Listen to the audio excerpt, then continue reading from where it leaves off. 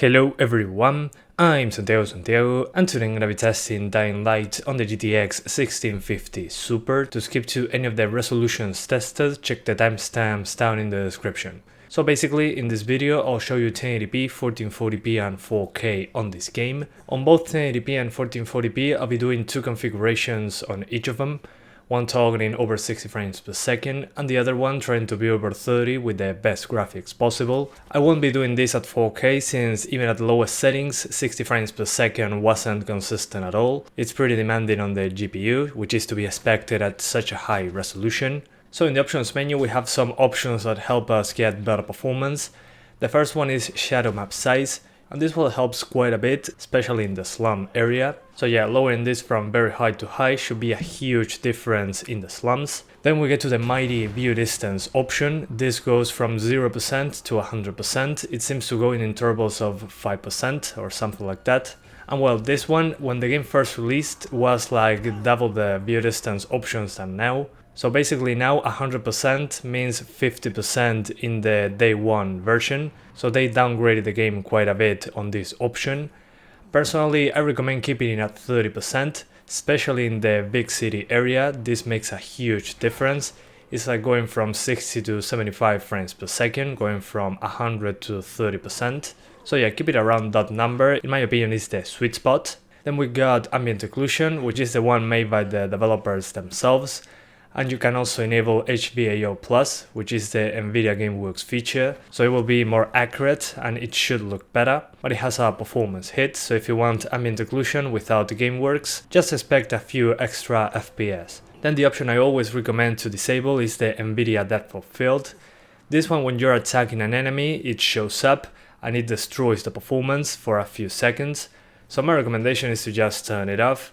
It doesn't add anything to the game, at least in my opinion, and you get like a 20 FPS hit when you're attacking an enemy very close. We also have the NVIDIA PCSS shadows, the same ones we have on GTA 5 and other games that have GameWorks features. This one is a performance hit as well, but you get more realistic shadows that get diffused the farther you are from the object that casts the shadow. It's very noticeable on trees and some very tall lamps. So yeah, more realistic shadows, but they have a bigger performance hit, so keep that in mind.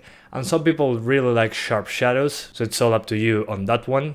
And then we got the anti-aliasing option. I recommend enabling this one. It's a performance hit, yeah, but it doesn't have as many jaggies on screen when you're playing the game.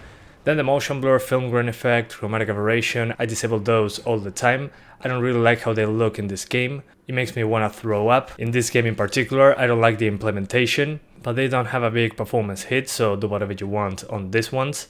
But yeah, overall the game runs pretty good on this GPU. You can do 1080p max settings and be over 50 frames per second. Then you can lower a few things and be over 60 all the time. Then at 1440p, you need to lower shadows to high, view distance to 30%, disable EVGA+, enable anti-aliasing, and you'll be over 60 pretty much all the time. Sometimes it drops into the mid-50s when there's a lot of foliage, but you can remedy that by lowering foliage to medium. And you can also max it out at 1440p and be over 30 frames per second if you're into that. And at 4K we cannot get 60 frames per second like I said at the start of the video, but you can use the same settings as 1440p 60 and get over 30 frames at 4K. So if you want to play with a controller or cap it at 30 frames, it's a very good option. The game looks really good at 4K. But yeah guys, that's about it. I hope you keep enjoying the video. Thanks for watching and see you next time.